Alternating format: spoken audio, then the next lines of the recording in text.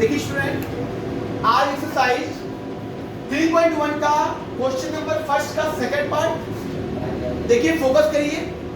सबसे पहले आप क्वेश्चन को रीड करेंगे कि पढ़ेंगे। देखिए इधर लिखे 5 पेंसिल एंड 7 पेन, मतलब कह रहा है 5 पेंसिल और एंड मतलब और 7 पेन मतलब 7 कलम टुगेदर एक साथ, कॉस्ट इज 50 रुपीज। टुगेदर मतलब साथ होता है, एक साथ मिलना, ठीक है, मिलाकर, ठीक है ना। तो जहां मिलना मतलब क्या होता है, ज्वाइंट होना, और ज्वाइंट का मतलब क्या होता है, प्लस की माइनस, प्लस का साइन। टुगेदर मतलब साथ होना, और साथ में क्या होता है, मिलना, और मिलना मतलब क्या होता है, प्लस की माइनस प्लस। तो कह रहा है 5 पेंसिल एंड 7 पेन, दोनों का रेट मिलाकर कितना रुपया कॉस्ट बता रहा है, 50 रुपीज। मतलब 5 पेंसिल भी खरीदा और 7 पेन खरीदा, दोनों का कॉस्ट आपका 50 रुपीज बता रहा है कि भाई आप हमें 5 पेंसिल दे दीजिए और 7 पेन दीजिए। और मेरे पास 50 का वो बताया कितना रेट हुआ, कॉस्ट कितना हुआ, तो उसने क्या बताया, 50 रुपीज। ये नहीं पूछा कि कितने रुपये का पेन है, कितने रुपये का पेंसिल है।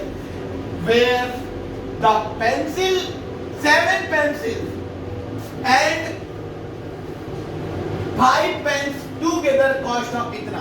तो कह रहा है 7 पेंसिल उसने और लिया और 5 पेन और लिया, तो उसका कॉस्ट कितना हुआ, 46 रुपया। अगले दिन कुछ ऐसे लिया, तो कह रहा है क्या स्टूडेंट, इधर देखिए, find the cost of 1 pencil. एक पेन की कॉस्ट कितनी है, एक पेन की कीमत कितनी है। तो कह रहा एंड मतलब और दैट ऑफ 1 पेन, और एक पेन की भी कॉस्ट कितनी है, कीमत कितनी है, ये पूछ रहा है। बात समझे ना। जैसे मैंने कहा 10 एप्पल का कॉस्ट जो है 40 रुपीज, तो 1 एप्पल का कितना हो गया, आपने कहा कि 40 में 10 से डिवाइड कर दिए तो 4 रुपीज हो गया, मतलब एक एप्पल का कॉस्ट कितना हो गया। तो सेम कंडीशन ये भी है, आप इसको देखिए तो आपको समझ आ जाएगा। तो देखिए सबसे पहले क्वेश्चन को पढ़ने से समझिए क्या कह रहा है, उसमें किस क्वेश्चन में क्या पुटअप है। दूसरी बात, सबसे पहले जो फाइंड करने के लिए कहता है उसी को हम लेट करते हैं, उसी को क्या करते हैं, लेट। जो फाइंड करने के लिए कहेगा उसी को हम क्या करेंगे, लेट। चलिए देखते हैं सॉल्यूशन में। स्टूडेंट प्लीज लेट द, सुनो, लेट करना है, फाइंड करने के लिए क्या कह रहा है, यहां कह रहा है find the cost of 1 pencil. तो लिखोगे let the cost of 1 pencil equal to क्या मान लिए, इधर 2 वेरिएबल के क्वेश्चन पढ़ रहे। फिर देखो एंड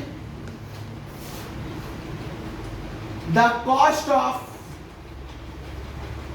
1 पेन इक्वल टू क्या मान लिए, समझ में आ गया। इतना लेट करने के बाद सबसे पहले मैंने क्या बताया आपको इस क्वेश्चन में कि जिसमें फाइंड पहले रीड करते हैं, रीड करने पर जो रीडिंग करने पर आपको जो समझ आता है उसको अपने माइंड में सेट कर लीजिए। दूसरी बात, सेकंड जो आपका है कि आप जो फाइंड करने के लिए कहेगा उसी को लेट करते हैं, क्या करते हैं, लेट करते हैं। थर्ड पोजीशन क्या है, लेट करने के बाद फिर लिखेंगे according to question, according to जिसको कहते हैं।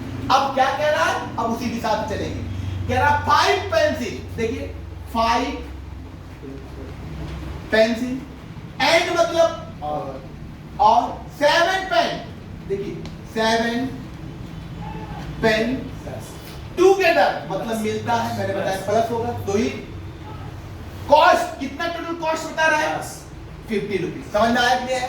अब बताओ 5 पेंसिल का क्या दिया, इसको लिख सकते हो 5 1 5 5, तो 1 पेंसिल, बोलो होगा कि नहीं होगा, आपको समझाने के लिए बता रहा हूं। 7 इंटू 1 पेंसिल, बोलो बच्चों, इक्वल टू 50। तो बताइए 5 इंटू 1 पेंसिल का कॉस्ट कितना दिया है, तो आपने x कर दिया। 7 1 पेन का कॉस्ट कितना दिया है, y इक्वल टू क्या होगा स्टूडेंट, 50। तो बताइए मल्टीप्लाई करें कितना आएगा, 5x plus 7y equal to कितना हो गया स्टूडेंट, 50। इक्वेशन क्या हो गया, समझ आ गया कि नहीं आ गया।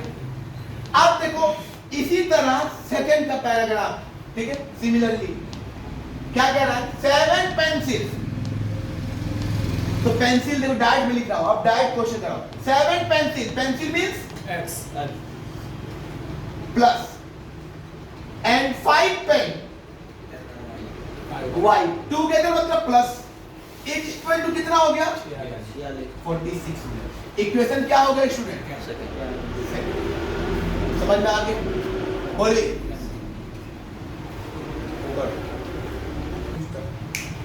देखिए अब ये फर्स्ट इक्वेशन और सेकंड इक्वेशन को हम सॉल्व करेंगे, क्या करेंगे स्टूडेंट, सॉल्व लिखेंगे, सॉल्व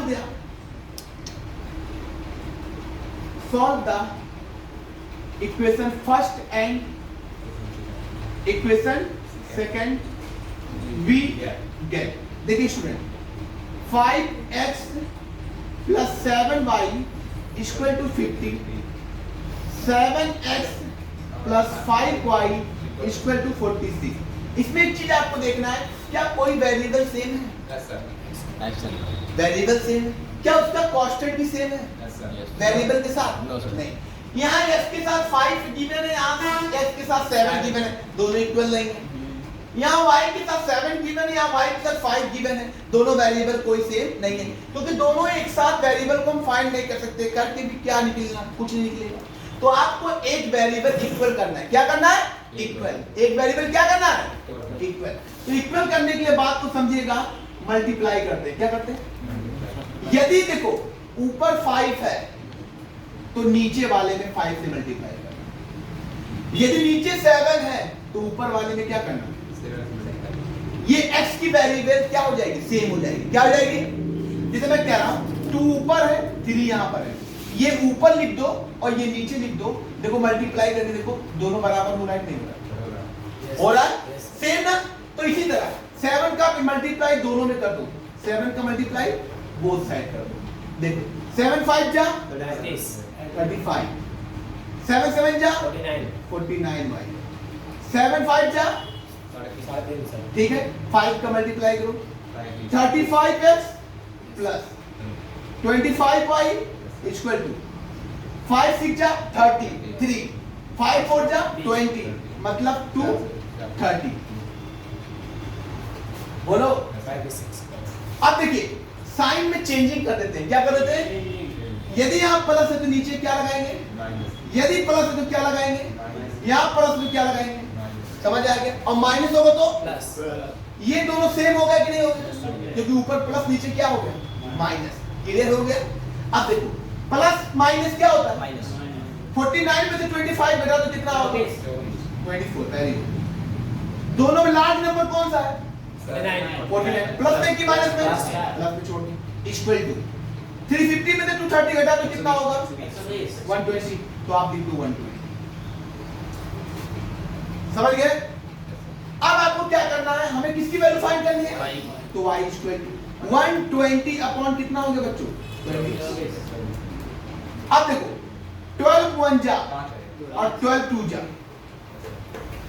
2 5 जा 10, तो y की वैल्यू कितना फाइंड हो गया बच्चों 5। तो ये y की वैल्यू हमारे पास कितना रुपया हो गया 5।